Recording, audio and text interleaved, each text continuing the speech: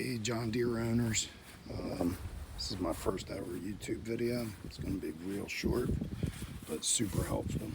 We've had this John Deere 5205 for quite some time now.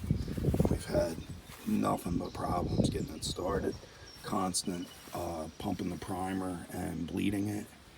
And finally we've had it to a few shops, a dealership and a private shop, and friends of ours worked on it. Just nothing but problems. So finally I ordered some parts for it, and when I went to pick the parts up, I spoke with one of the technicians at the John Deere dealer, and he told me that he does this job all the time, and what fixes this is right there is a 3/8 inch fuel line that is right in front of the clutch pedal. So we needed to snip the zip ties underneath that were holding it taut to get a little bit of play in it, and you cut that line and insert a check valve.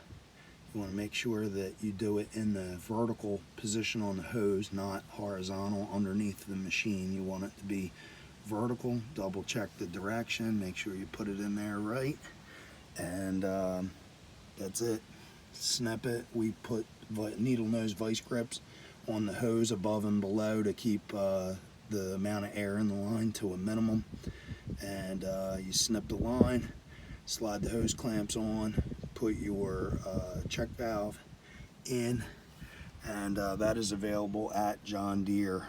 You can buy a cheaper one, I'm sure.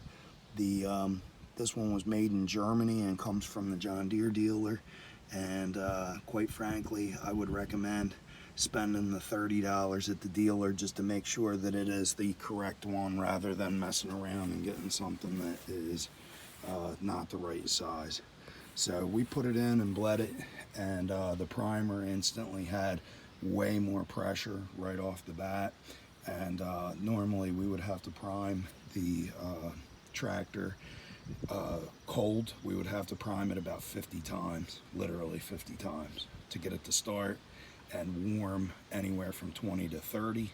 This has been sitting all night and is cold now, and I'm hoping for the sake of this video that this decides to pop off for me. So again, this is a cold start. It's been sitting about 24 hours since we did the work to it yesterday.